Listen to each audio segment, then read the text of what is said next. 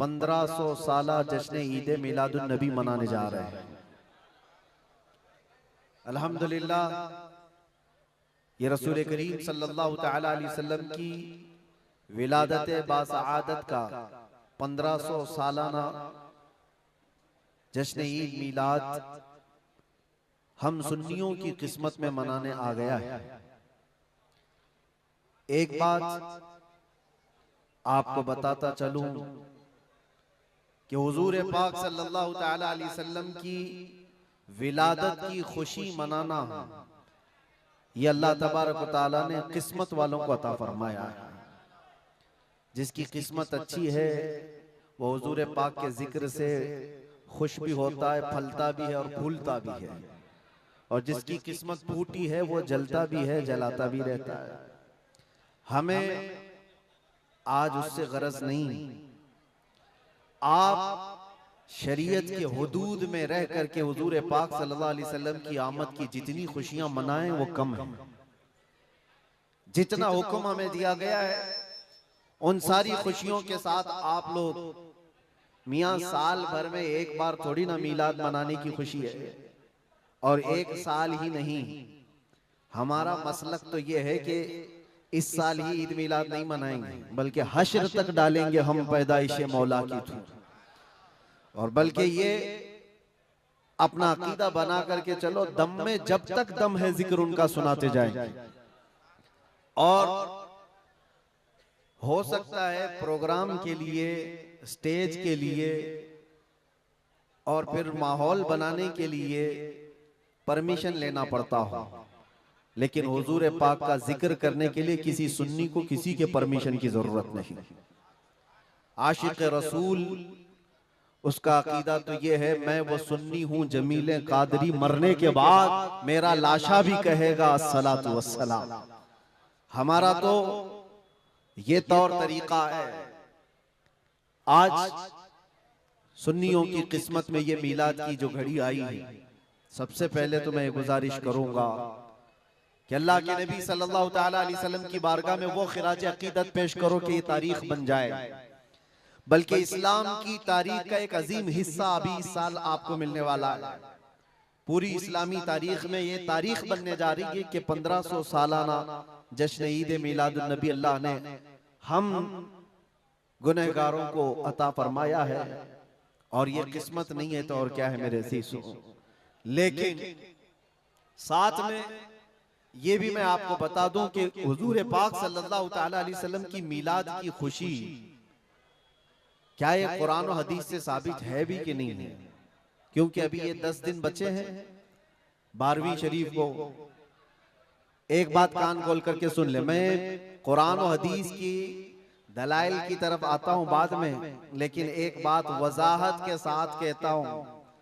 हुजूर पाक सल्लल्लाहु तआला अलैहि वसल्लम की विलादत बासआदत 12 रबीउल अव्वल शरीफ को हुई। असह रिवायात और अरजह रिवायात के मुताबिक हर साल हुजूर की विलादत की खुशी हम 12 रबीउल अव्वल को ही मनाएंगे, अगरचे किसी और की तरफ से, डिपार्टमेंट की तरफ से या पुलिस वालों की तरफ से जुलूस किसी और भी दिन निकलता हो, 12 रबीउल अव्वल को 12वीं ही होगी। हुजूर पाक सल्लल्लाहु तआला अलैहि वसल्लम की विलादत 12 रबीउल अव्वल शरीफ को हुई, और ये कयामत तक डेट बदली नहीं जाएगी इंशाअल्लाह। और जो कुरान और हदीस की बात मैं अर्ज कर रहा हूं, सबसे बड़ी बात तो ये है, आप रसूल पाक सल्लल्लाहु अलैहि वसल्लम को खुदा समझते हैं या खुदा का रसूल समझते हैं? खुदा का रसूल समझते हैं तो फिर मिलाद मनाओ, इसलिए कि खुदा की मिलाद नहीं हो सकती। खुदा की मिलाद नहीं हो सकती क्योंकि अल्लाह के बारे में अकीदा क्या है हमारा, लम यलिद वलम यूलद, वो ना किसी से पैदा हुआ ना उससे कोई पैदा होगा।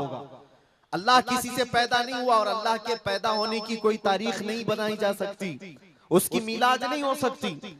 और रसूल पैदा हुए हैं 12 रबीउल अव्वल शरीफ को। आपकी माँ भी है और आपके बाप भी हैं, और आपसे भी लोग, आपसे भी बच्चे पैदा हुए हुजूर पाक सल्लल्लाहु अलैहि वसल्लम से। तो हम पूरी दुनिया में हुजूर की मिलाद मना करके शिर्क को तोड़ने वाला अमल करते हैं। शिर्क को तोड़ने वाला अमल करते हैं। कोई हमारी तरफ जो शिर्क का फतवा देता है उसे कान खोलकर सुन लेना चाहिए। मीलाद मनाकर हम बताते हैं हम मोहम्मद अरबी सल्लल्लाहु अलैहि वसल्लम को खुदा नहीं समझते बल्कि खुदा का रसूल समझते हैं। अगर खुदा समझते या खुदा के बराबर समझते तो हुजूर की मीलाद कभी नहीं मनाते, क्योंकि अल्लाह की मीलाद नहीं मनाई जाती तो हम रसूल की भी मीलाद नहीं मनाते। दोनों को अगर बराबर समझते नहीं। हम सुन्नियों का अकीदा ये है, मैं मानता हूं अक्ल वालो मेरा मोहम्मद खुदा नहीं है, मगर दिलों में ये नक्श कर लो कि वो खुदा से जुदा नहीं है। यह हमारा है। रसूल करीम सल्लल्लाहु ताला अलैहि वसल्लम की मीलाद मनाना शिर्क को तोड़ने वाला अमल है, शिर्क को खत्म करने वाला अमल है। और आपको एक बात ये भी बता दूं, हुजूर अकरम सल्लल्लाहु ताला अलैहि वसल्लम की विलादत जिस दिन हुई थी पूरी कायनात में बहुत कुछ तब्दीलियां आई थी, जो सही रिवायात में मौजूद हैं। बहुत तब्दीलियां आई थी। अरब उस वक्त जो रेगजार था, सहरा था, सब्जा देने लग गया, बारिशें बराबर होने लग गई। अरब में आज भी बारिश नहीं होती है, साल में 2-4 बार बारिश के खतरात गिर गए, अलग बात है। मौसम बाज़ाब्ता जैसे बारिश का यहाँ होता है नहीं होता। लेकिन जिस साल हुजूर पाक सल्लल्लाहु अलैहि वसल्लम की विलादत होने वाली, अरब में सब्जे उगने लग गए हैं या बारिश होने लग गई है। और उस साल जो हालात की तब्दीली थी, मुल्क शाम में एक नदी जो सूख चुकी थी वो अचानक जारी हो गई, पानी भर आया। और एक नदी जो हमेशा बहती वो अचानक सूख गई। एक आतिश कदा था 1000 साल से जिसकी आग को बुझने नहीं दिया गया था ईरान के नुजूमियों ने, आतिश परस्तों ने, अचानक वो आग भी गुल हो गई। एक ही दिन में सब चीजें हो रही हैं। और कायनात में ये जो बड़ी बड़ी तब्दीलियां हुई थी, उस दिन एक और तब्दीली, बुत सारे औंधे मुंह गिरे हुए थे। जो 12 रबीउल अव्वल शरीफ का दिन था, ये सही रिवायात से मैं बता रहा हूं, बुत औंधे मुंह गिरे हुए। लेकिन एक बहुत बड़ा मसला हुआ था जिसकी तरफ इमाम अहले सुन्नत फाजिल बरेलवी रहमतुल्लाह ताला अलैह अपने शेर में इशारा करते हुए फरमाते हैं, क्या एक बहुत बड़ी तब्दीली ये हुई थी कि मुल्क फारस का जो बादशाह है किसरा, उसका किला इतना मजबूत था कि उसकी हिफाजत के लिए 1 लाख फौजी खड़े रहते थे, सिर्फ किले की हिफाजत के लिए। और वो किला इतना मजबूत कि उनका दावा था, उनका चैलेंज था कि इसको कोई तोड़ नहीं सकता, इसको मिटा नहीं सकता। लेकिन 12वीं शरीफ का दिन या सुबह के वक्त अचानक किले के अंदर जलजला आया और दीवार फट गई। और ऐसी फटी कि उसमें से एक आदमी जा सकता है, आ सकता है। आज भी वो शक्शुदा दीवार के साथ किला मौजूद है इराक में, जिसको किलातुल किसरा कहा जाता है आज भी। अब आप अंदाजा करें 2000 साल से वो किला आज तक मौजूद है, तो उस वक्त कितना मजबूत रहा होगा। उस वक्त किले के अंदर जलजला आया और तख्त उलट गया, दीवार में दरार पड़ गई। वो दरार आज भी मौजूद है। बादशाह हैरान और परेशान। दूसरे दिन सारे नजूमियों को बुलाया गया और पूछा गया कि ये क्या माजरा है कि इतना मजबूत किला कैसे ये टूट गया, या इसकी दीवार में शगाफ कैसे आ गई है। तो सारे नजूमियों ने अपने इल्म के मुताबिक जो नतीजा निकाला, बादशाह से कहा दर हकीकत ये जलजला आम जलजला नहीं है, ये तेरी दीवार का टूट जाना ये आम सी बात नहीं है। हमारा इल्म ये बता रहा है कि इस रुए जमीन पर अल्लाह का कोई नबी पैदा हुआ है जो तेरी सल्तनत को खत्म करने वाला है।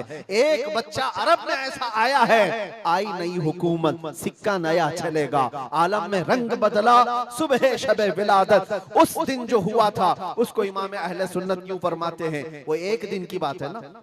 हुजूर की विलादत हुई, फारस के किले में क्या हुआ, जलजला आया। हुजूर की विलादत इधर मक्का में हुई और मुल्क फारस में जलजला आया और किले के अंदर दरार आई। अब सुनो, आला हजरत कहते हैं हश्र तक डालेंगे हम पैदाइश मौला की धूम, यानी कयामत तक हम रसूलुल्लाह की मिलाद का जिक्र धूमधाम से मनाएंगे। इसका असर क्या होगा, फारस में तो देखा था किले में जलजला आ गया था, हुजूर के पैदाइश के जिक्र से ही किला हिल गया था।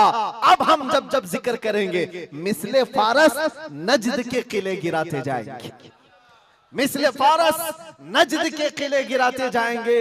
आज जिन लोगों के किले गिरते हैं या हिलते हैं वो जिक्र मुस्तफा से ही गिरते हैं, लेकिन उसका हमें कुछ असर नहीं होना चाहिए। खाक हो जाएं अदू जलकर मगर हम तो रजा, दम में जब तक दम है जिक्र उनका सुनाते जाएंगे। अजीजा ने गिराम वक़ार, मैं बहुत छोटे से वक्त के लिए आपके पास आया हूं, लेकिन एक अजीम मैसेज देकर के कि मीलाद मुस्तफ़ा सल्लल्लाहु अलैहि वसल्लम के मौके पर सारे सुन्नियों को ये चाहिए कि सिर्फ झंडे लगाने और कुमकुमे लगाने और बड़े बड़े नारे लगाने से ही ईद मीलादुन नबी का आप एहतमाम नहीं कर रहे हो, बल्कि हर सुन्नी आशिक रसूल को चाहिए कि वो इस मौसम में नहीं बल्कि पूरी जिंदगी उसकी है, लेकिन इस मौसम में खास तौर पर अपने नबी पाक सल्लल्लाहु अलैहि वसल्लम की सीरत तो पढ़ ले, मेरे आका सल्लल्लाहु अलैहि वसल्लम की बायोग्राफी मालूम हो जाए, हुजूर पाक की जिंदगी को समझ जाएगा, तो मेरे अजीजों ये हवाओं के झोंकों से उसका कभी कुछ बाल बेका नहीं हो सकता। जो नबी पाक सल्लल्लाहु अलैहि वसल्लम को पढ़ा हुआ है वो तूफानों और आंधियों में अपना मजहब नहीं बदल सकता, वो लोगों की लालच पर अपना दीन का सौदा नहीं कर सकता। ये वही लोग हैं जो दीन के सौदा करते हैं जिन्होंने अपने नबी को नहीं पढ़ा। हुजूर पाक सल्लल्लाहु अलैहि वसल्लम को जिन आंखों ने एक बार देखा है वो सहाबा की जिंदगी तो देख लें, उनको खोलते हुए तेल में भी डाल दिया गया, मगर दामन मुस्तफा से हाथ हटाना तो दूर की बात है, जुबान पर लफ्ज लाना भी उन्होंने कभी गवारा नहीं किया। जानते हो 3 भाई थे, ये कलयुगी में एक हिकायत लिखी हुई है, 3 सगे भाई थे, एक ईसाई बादशाह ने गिरफ्तार कर लिया, तीनों जवान थे 20 से 30 साल के बीच में, और बादशाह ने कैद करके उनको सबसे पहले क्या कहा, तुम अपना दीन बदल लो, धर्म परिवर्तन कर लो, मोहम्मद अरबी सल्लल्लाहु अलैहि वसल्लम के जो कसीदे गाते हो छोड़ दो। लेकिन देखो याद रखो, उसमें से जब बादशाह ने ये बात रखी तो उन्होंने कहा नहीं, हमारा दीन इतना सस्ता नहीं है कि हम तुम्हारी कैद में आते ही बदल डाले। उसने कहा अगर तुम बदल लोगे तो मैं तुम्हें अपने वजारत में सिपाहियों में बड़े मनसब पर रखूंगा। नहीं माना, ठुकराया। बादशाह ने क्या कहा, इसकी सजा तुम्हें भुगतने के लिए तैयार रहनी होगी। तैयार। बहुत बड़े एक कढ़ाई में तेल को लाकर खोलते हुए तेल में उसमें से सबसे बड़े भाई को डालने का हुक्म दिया। बादशाह ने जैसे हुक्म दिया, जल्लाद आया और उन 3 भाइयों में से एक को उठाया और खोलते हुए तेल में डाल दिया।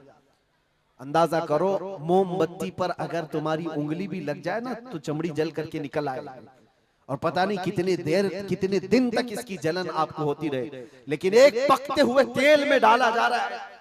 डाल दिया, जिस्म पूरा चरमरा गया।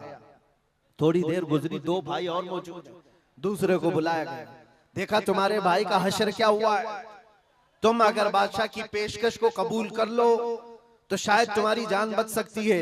दूसरे ने मुस्कुराया और कहा वही शायद उनकी ही जुबान थी जो बरेली से यूं आती है, जिंदगी ये नहीं किसी की किसी के लिए, जिंदगी है नबी की नबी के लिए। मेरे बड़े भाई को जलाने के बाद अब तो तुमने और भी मुश्किल कर दिया है फैसला। मैं इस बात के लिए तैयार हूं कि इससे बड़े तेल में भी मुझे डाला जाए, लेकिन जुबान पर मेरे मुस्तफा के दामन को छोड़ने वाली बात कभी नहीं ला सकता। दूसरे भाई को भी उठाया गया और खोलते हुए तेल में डाल दिया। 2 भाइयों की शहादत हो गई जगह पर ही।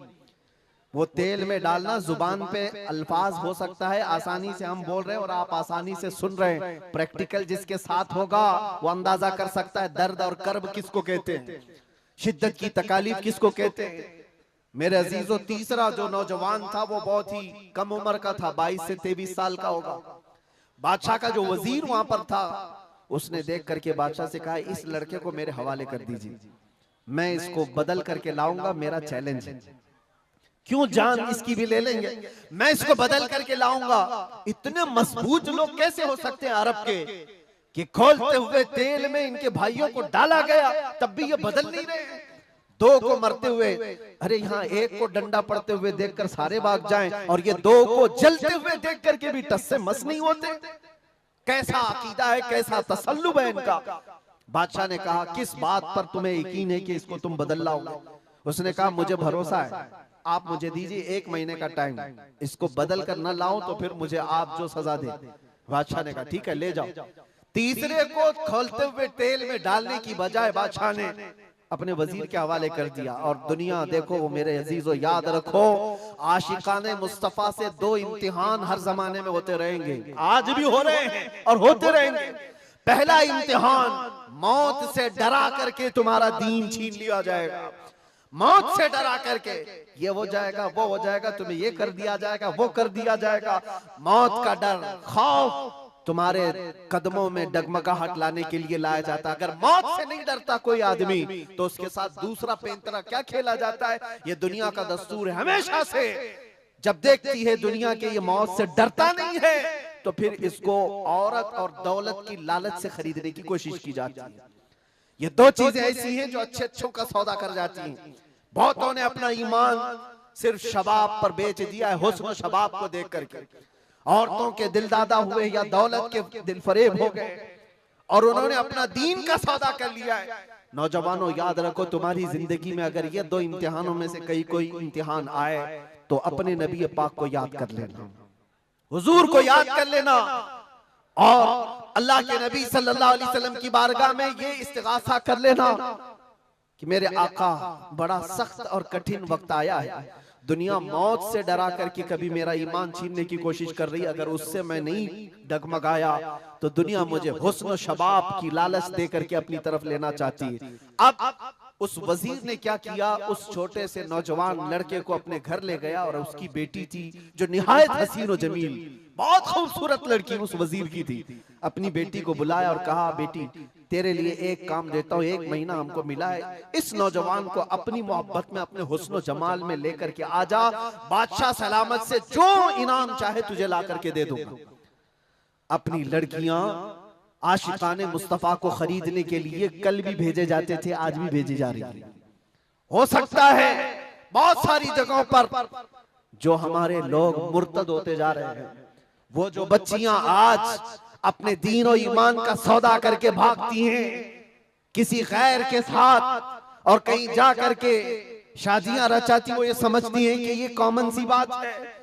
वो दीन बेचने वाले लोग हैं, उनका हिस्सा दीन इस्लाम में कुछ नहीं। कल क़यामत के दिन देखना, तुमने अपने नफ्स की खातिर एक गैर मुस्लिम के साथ भाग करके निकाह किया, चाहे वो बेटी हो कि बेटा हो, अपने दीन से सौदा किया है और गद्दारी की है। कल क़यामत के दिन मुंह तो अल्लाह को दिखाना है, हुजूर की शफाअत के बगैर तो कुछ होना नहीं है। देखना हश्र में जो हुजूर पाक सल्लल्लाहु तआला अलैहि वसल्लम के साथ तुम खड़े रहोगे कि हम खड़े रहेंगे, वो वक्त आने वाला है। उस नौजवान के साथ क्या हुआ, वजीर ने अपनी बेटी तो लगा दी। अल्लाह की पनाह मेरे अजीजों, हुजूर पाक का इश्क का एक कतरा भी जिसके दिल में आता है, ऐसी चीजें उसके पांव को नहीं डगमगाती, ना कभी उसका ईमान खरीद सकती हैं, ना उसके दीन का सौदा कर सकती हैं। वो लड़की रोजाना आती, रात के वक्त बैठ जाती और ये नौजवान जैसी महसूस करता, मेरे कमरे में अकेले तन्हा रहने के बावजूद वजीर की खूबसूरत हसीन और जमील बेटी, जिसके निकाह के पैगाम बादशाहों के औलाद से आया करते थे,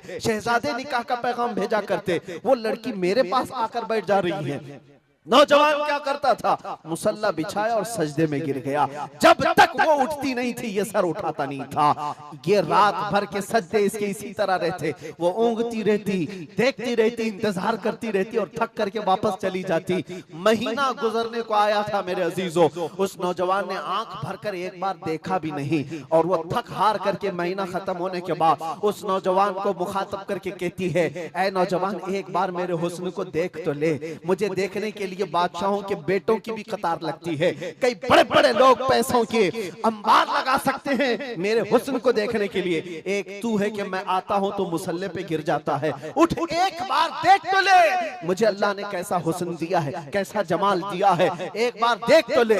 उस नौजवान ने आंखें झपकाए बगैर, पलटे बगैर जवाब दिया कि ऐ खातून तू अपना ये हरबा इस्तेमाल करना बंद कर दे, ये तेरा काम मुझ पर चल नहीं सकेगा। वजह यह है जिन आंखों में एक बार जमाले मुस्तफा बस चुका हो, उसको दुनिया का हुस्न कभी धोखा नहीं दे सकता, दुनिया का जमाल उसे खरीद नहीं सकता। वो खातून उठ गई और जवान की इन बातों से उसके दिल पर ऐसा वलवला तारी हुआ।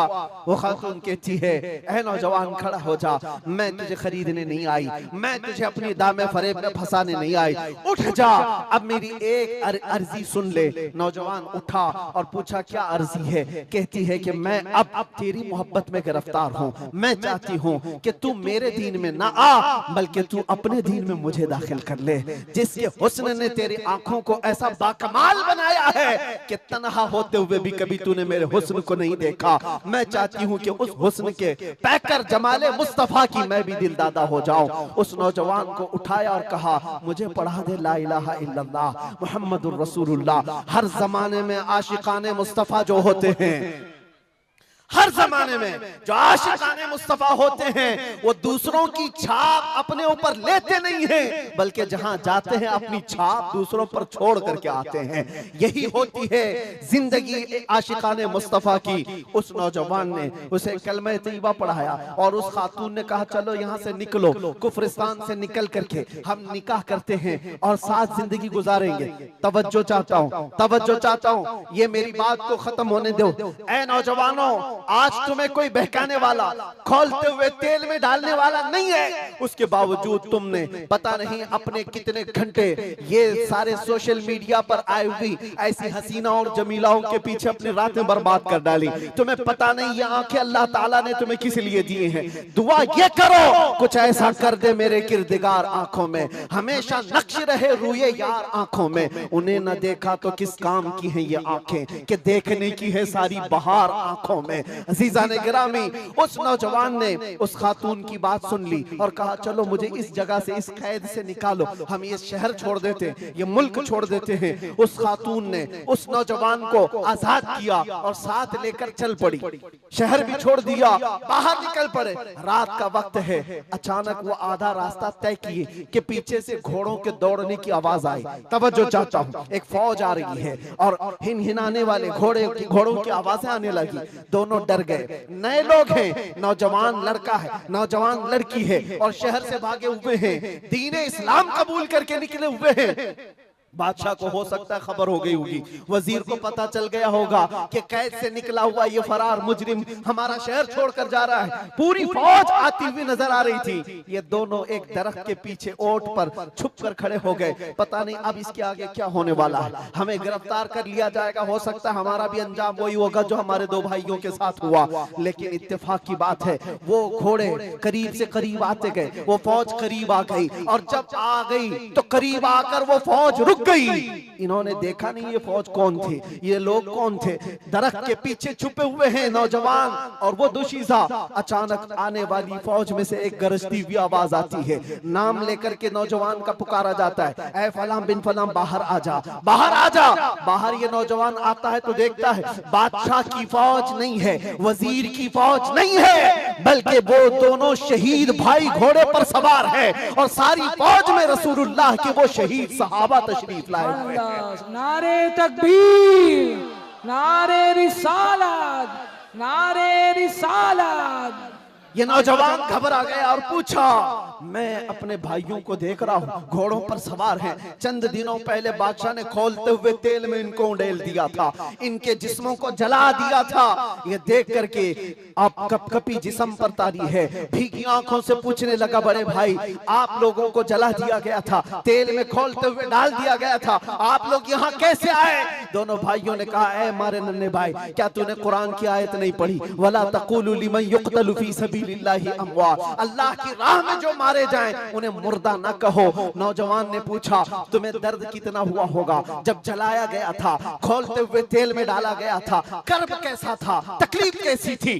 तवज्जो चाहता हूं नौजवानों, इश्क़ मुस्तफा में बर्दाश्त किया हुआ दर्द कुछ नहीं होता है। उन नौजवानों ने कहा, दर्द कौन सा, कर्ब कौन सा, तकलीफ कौन सी? तूने हमें डालते हुए देखा है, खोलते हुए तेल में, जलती हुई चमड़ी देखा है, लेकिन हमें दर्द का एहसास नहीं हुआ, इसलिए कि जिस वक्त जल्लाद हमें तेल में डाल रहा था, सामने तो हमें जमाले मुस्तफा नजर आ रहा था। जहां मुस्तफा का हुस्न हो, फिर दर्द किस बात का, कर्ब किस बात का? इसीलिए तो सहाबा का ये नारा था, या रसूलुल्लाह, या रसूलुल्लाह, कुल्लु मुसीबतिन बादका जुललुन, ऐ अल्लाह के रसूल अगर आप हैं तो फिर हर मुसीबत हल्की है, हर मुसीबत छोटी है।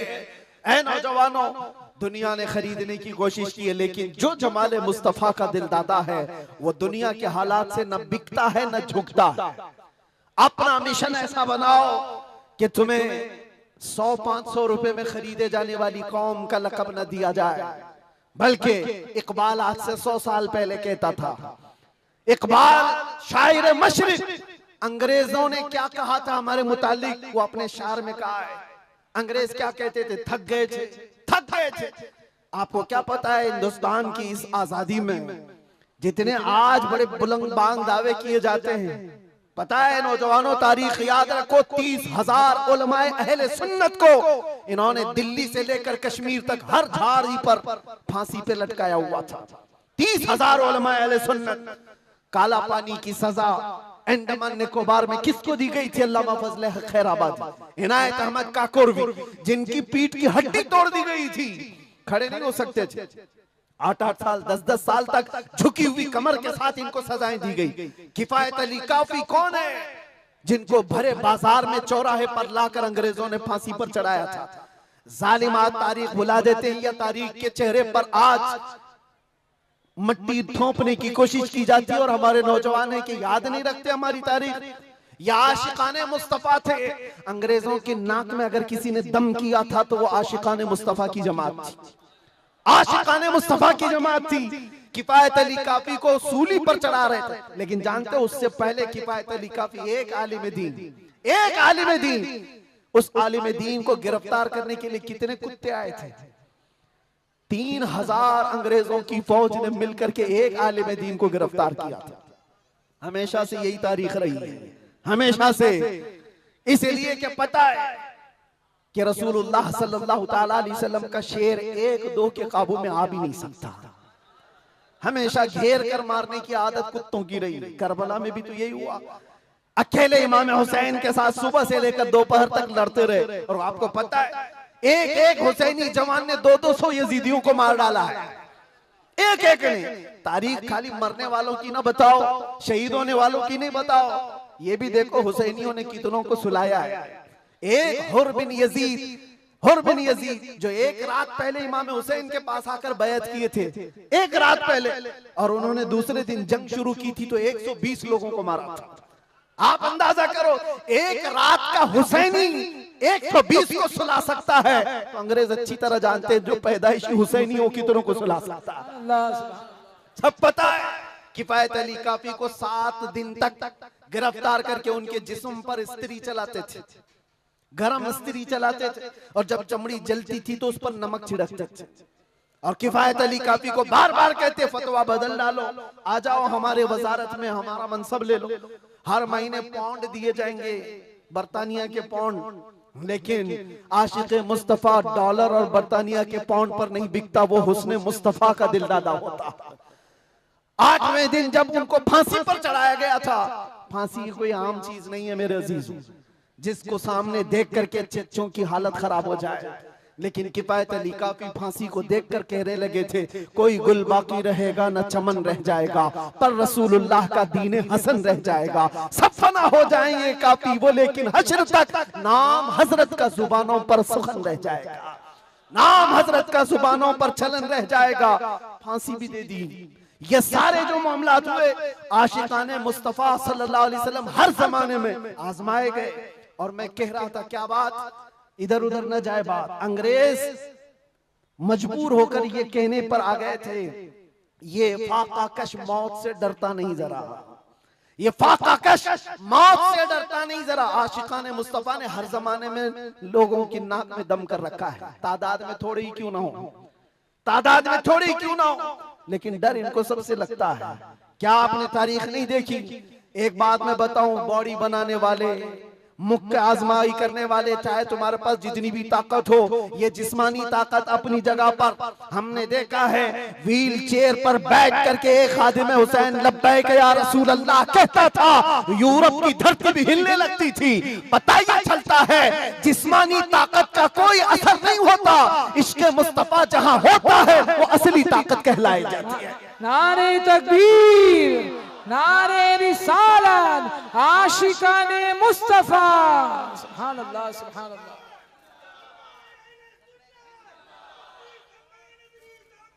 जिंदाबाद, अल्लाहु अकबर। आला हजरत, आला हजरत, आला हजरत, आला हजरत, अल्लाहु अकबर। या रसूल अल्लाह, जिंदाबाद, जिंदाबाद। मेरे अजीजों, बात सिर्फ इतनी है, यही मैंने एक साहब से पूछा था कि मियां तकरीरें बहुत होती हैं, भाषण भी बहुत होते हैं, क्या क्या नहीं कहा जाता। हमने खाली कुछ देर की खामोशी ही तो कहा था।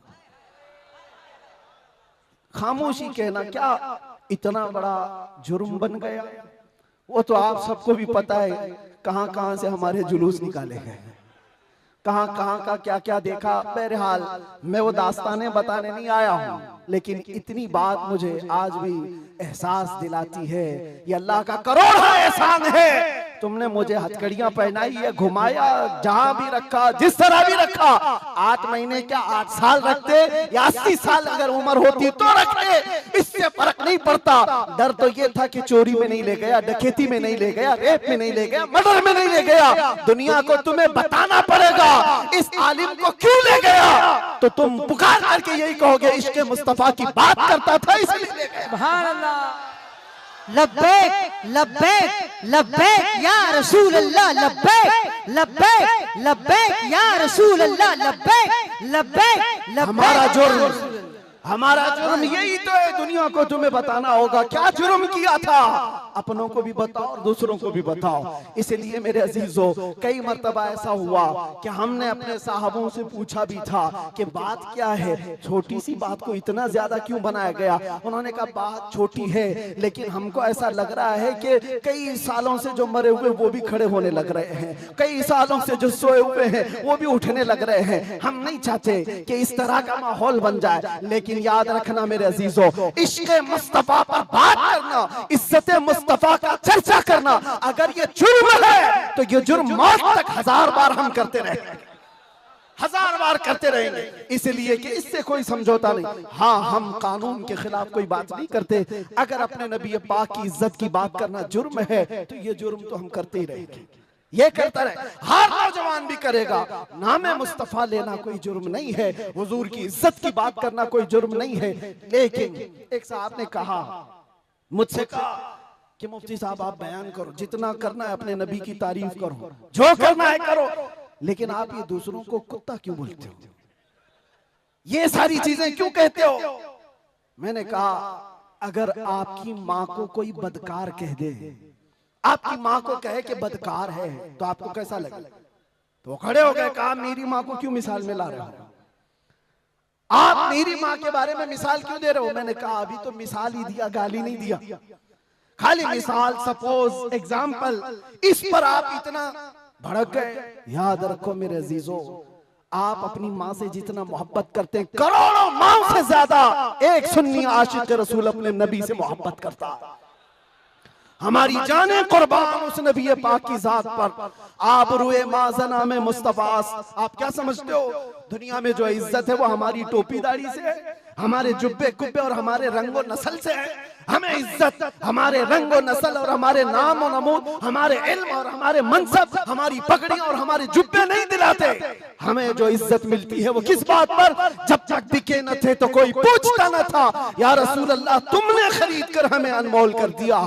ये नाज ये अंदाज हमारे नहीं होते, झोली में अगर टुकड़े तुम्हारे नहीं होते, जब तक के मदीने से इशारे नहीं होते, रोशन मेरी किस्मत के सितारे नहीं होते। बेदाम ही बिक जाए ये बाजार नबी में, इस शान के सौदे में खसारे नहीं होते।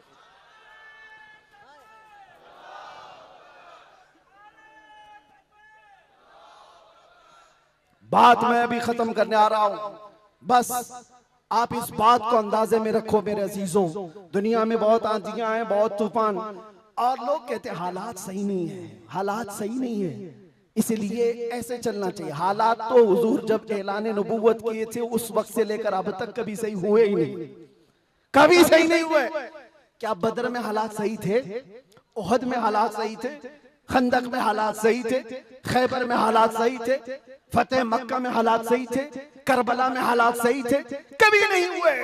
तो ये क्या ताना दिया जाता है, ये क्या मसलहत और हिकमत की बात की जाती है। हालात बड़े पेचीदा हैं, हालात बड़े सख्त है मेरे अजीजों। ये क़यामत तक ऐसे हालात रहने वाले। सतीजा कार रहा है अजल से ता इमरोज, शरारे बूलहबी से चराग मुस्तफवी, हर जमाने में ये हालात रहेंगे।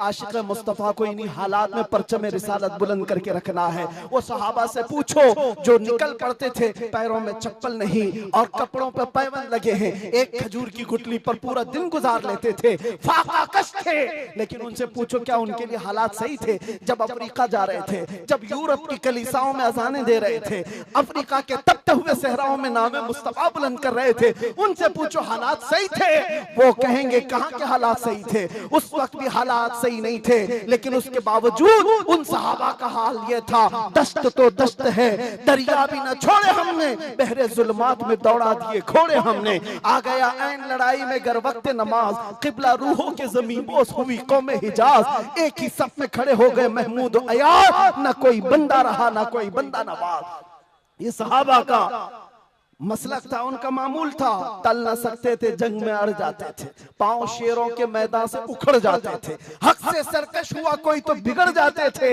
अरे तेग क्या चीज है, हम तोप से भी लड़ जाते थे। अजीजान गिरामी, आप मजबूती पैदा करो नामे मुस्तफा के साथ। आला हजरत की एक बात बड़ी प्यारी लगी, आप बड़े परेशान थे और ये बात मैं आपको बताकर चलूं, जो इस हक रास्ते पर आएगा उसे समझ करके चलना पड़ेगा, कांटों के रास्ते हैं, ऐसा नहीं कि हर जगह फूल सजाए जाएंगे। लोग ये समझते हैं नामों से रिसालत की बात करें और फिर हलवे पराठे खाते रहे और हम नजराने लेते रहे लोगों के यहाँ जाकर के। लोगों को ऐसा लगता है, आज मैं इस बात की वजाहत करता हूं, वल्लाह बिल्लाह तल्लाह, कभी मुझे फकीर की कभी ये ख्वाहिश नहीं होती कि लोग मेरे नाम का नारा लगाएं, कभी नहीं। जो नारा लगे वो मेरे मुस्तफा के नाम का हो। हमारी अपनी कोई इज्जत नहीं है, हमारा इस्तेकबाल करना कहीं पर किसी के लिए वाजिब नहीं। आपकी मोहब्बत सर आंखों पर, लेकिन मैं इसका आशिक नहीं और ना ही इसका ख्वाहिशमंद, ना ही बुलंदो बाला इस्तेकबाल के साथ बड़ी गाड़ियों में आना, ये ताम झाम कभी मुझे इस चीज की ख्वाहिश नहीं रही। और अगर ऐसी ख्वाहिश होती तो इस गली में आकर के आपसे बयान नहीं कर रहा होता। हमने लाखों का मजमा भी देखा है, लेकिन एक बात है, इस रास्ते पर चलने वाले को ये सोच करके चलना होगा कि आजमाइश होगी और इम्तिहान होगा। कई मर्तबा दौलत से खरीदे जाने की कोशिश की जाएगी, माल और मनसब दे करके, या कभी हुस्न शबाब दे करके, या कभी मौत की धमकी दे करके।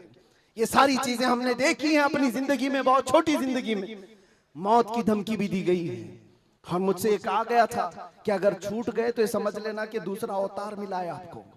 हम तो खैर अवतार देने वाले तुम नहीं हो, रज़्ज़ाक़ हकीकी अल्लाह रब्बुल इज्जत, जब तक वो न चाहे तुम्हारी सारी कायनात मिलकर के मेरा बाल बेका नहीं कर सकेगी। और अगर अल्लाह तबारक व तआला चाहे तो मच्छर और चूंटी से भी मौत हो सकती है, अल्लाह ना चाहे तो मोदी योगी से भी कुछ नहीं होता। अल्लाह अगर ना चाहे, अल्लाह अगर ना चाहे फिरौन और नमरूद से भी कुछ नहीं होता। और अगर अल्लाह चाह ले तो मच्छर से नमरूद भी मर सकता है और पानी से फिरौन भी हिलाक हो सकता है। हमारा अकीदा ये है, हमें उस बात का डर नहीं है, हमारी जिंदगी जब तक लिखी हुई है वो रहेगी और मौत आनी है तो आनी है।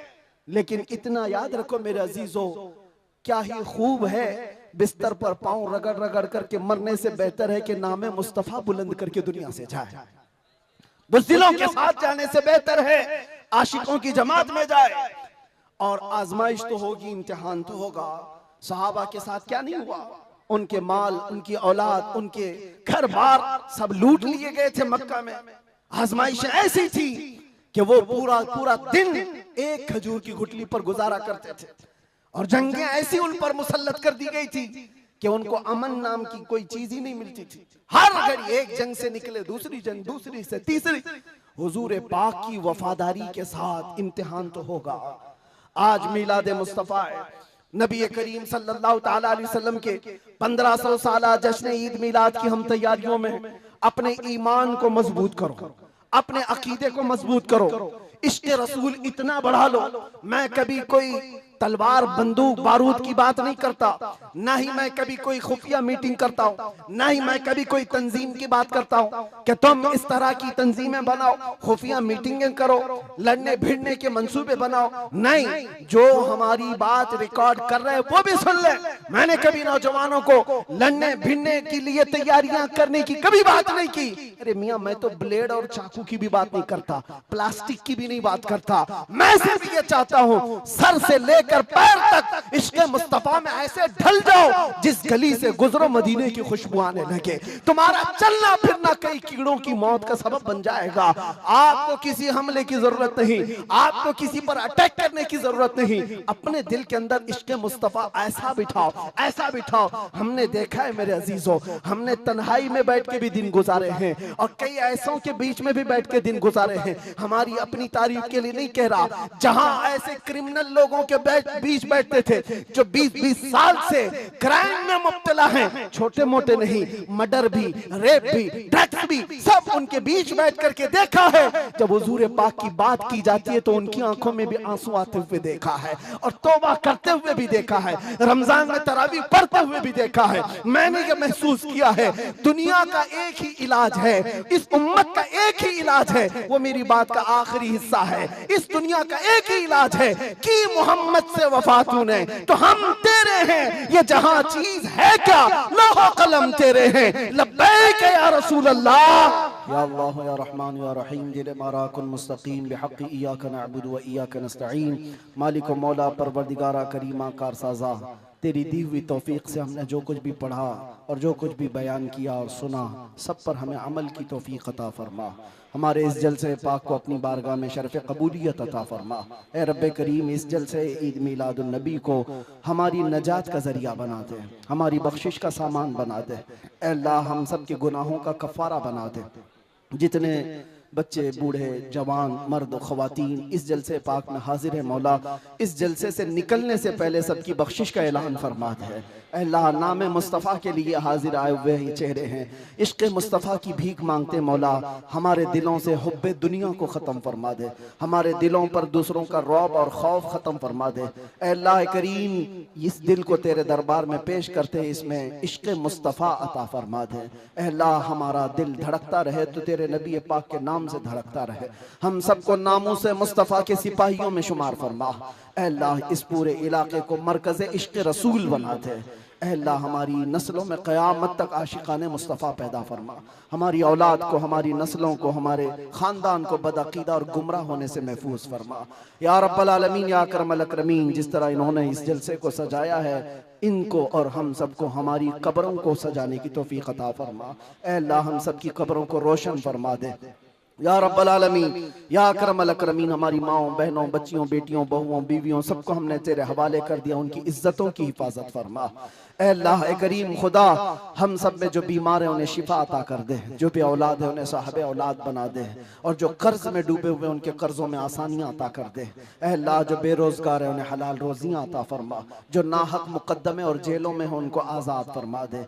ए करीम खुदा रहमान रहीम, मौला तेरे दरबार में आखिर में ये इल्तिजा है, न जाने ये आंखें कब हमेशा के लिए बंद हो जाए। इन आंखों के बंद होने से पहले एक बार तेरे हबीब पाक के चेहरे की जियारत नसीब फरमा। ऐ अल्लाह, दुनिया में हर आफत से बचाना मौला, उक़बा में न कुछ रंज दिखाना मौला, बैठे जो दरे पाक पैगंबर के हुजूर ईमान पे उस वक्त उठाना मौला। कुछ ऐसा कर दे मेरे किरदगार, आंखों में हमेशा नक्श रहे रूए यार आंखों में, उन्हें न देखा तो किस काम की हैं ये आंखें कि देखने की है सारी बहार आंखों में। अल्लाह, हमारी दुआओं को तेरे हबीब पाक के नालैन के सदक़े कबूल व मकबूल फरमा। इन्नल्लाह व मलाइकतहु युसल्लूना अलन नबी या अय्युहल्लज़ीना आमनू सल्लू अलैहि व सल्लिमू तस्लीमा। अल्लाहुम्मा सल्लि अला सय्यिदिना मुहम्मदिन मअदनिल जूदि वल करम व आलिहि व अस्हाबिहिल किराम व इब्निहिल करीम व बारिक व सल्लिम। दअवाहुम फीहा सुब्हानक अल्लाहुम्मा व तहिय्यतुहुम फीहा सलाम व आखिरु दअवाहुम अनिल हम्दुलिल्लाहि रब्बिल आलमीन। जब दमे वापसी हो या अल्लाह, जब दमे वापसी हो या अल्लाह, लब पे जारी हो बस ला इलाहा इल्लल्लाह मुहम्मदुर रसूलुल्लाह। एक ऐलान मेरी तरफ से, जुलूस ईद मिलादुन नबी सल्लल्लाहु अलैहि वसल्लम आएगा तो है नौजवानों, पूरी दुनिया आपको देख रही होगी। मेरा ये बयान हर आशिक रसूल तक पहुंचे, पूरी दुनिया उस वक्त आपके चलने फिरने के अंदाज को देख रही होगी। बड़े बड़े डीजे लाना और उस पे गानों की धुन की तरह थिरकना इस्लाम में हराम है, हराम है, हराम है। और एक हराम काम से अपने नबी पाक की मिलाद नहीं मनाई जा सकती। याद रखो, तुम अगर अपना एंटरटेनमेंट करना चाहते हो तो किसी और जगह जाकर करो, मिलाद मुस्तफा को बर्बाद ना करो। मेरी ये गुजारिश है हर नौजवान को, आप सुन्नत मुस्तफा सल्लल्लाहु अलैहि वसल्लम में मलबूस हो जाए और खूब खुशबू लगाए, खूब खैरात करे और नारे भी हो, हुजूर की नातें भी हो सब जगह। लेकिन डीजे के जरिए से या उस दिन नशा करके दूसरों को तकलीफ पहुंचाना और अपने जिस्म को तकलीफ पहुंचाना अल्लाह के नबी सल्लल्लाहु अलैहि वसल्लम को ईजा देने के बराबर है। हुजूर तो ये फरमाते हैं, तुम्हारे तलवों में कांटा भी चुभे तो उसका दर्द मुझे होता है। आप अंदाजा करो, उम्मत मुस्तफा हो और हुजूर पाक को ईजा देना और दर्द